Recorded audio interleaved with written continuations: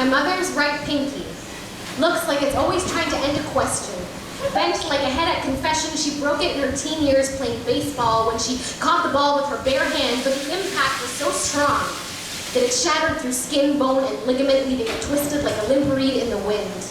Her mother didn't have the means necessary to get my mom treatment, so it healed, but now it just looks like she's trying to get her fancy tea party on all the time.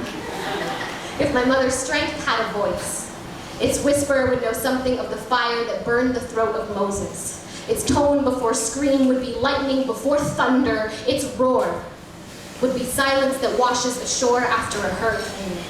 My mother's chest contains a sunken Atlantis littered with equal parts treasure and wreckage. Some days she finds courage to lead us on an expedition, but every time I show her how to swim all over again because her mother never taught her how to tread emotional waters. So I hold my mother's hand like a child grips a helium balloon. She guides me through the abandoned ships anchored in the harbor of her, each one a cluttered catacomb that we illume with oil lamp hearts. We walk through the dark corridors where the corpses of her lovers and loved ones lie like pebbles that eventually stop skipping. She tells me of their stories, and we celebrate their lives instead of mourning their deaths, and it's when my mother cries.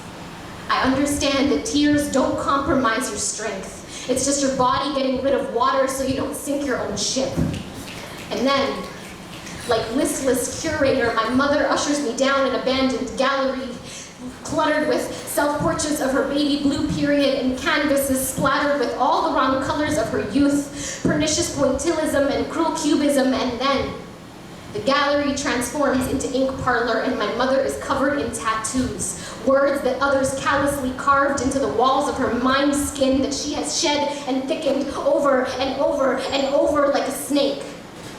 Her voice shakes like leaves rustled by a breeze, so I follow the braille breadcrumb trail of her veins. She snaps out of it, comes back up for air, and it's there that my mother sees her pain reflected through the cinnamon mirror of my eyes, so she does what mothers do best. Bends her lips into tired crescent moon in an attempt to put my unrest to bed, but I howl back like a wolf that has just discovered an ally on its lone journey home. My mother is proof that time does not heal all wounds, but that you have to let them get some air, let them breathe.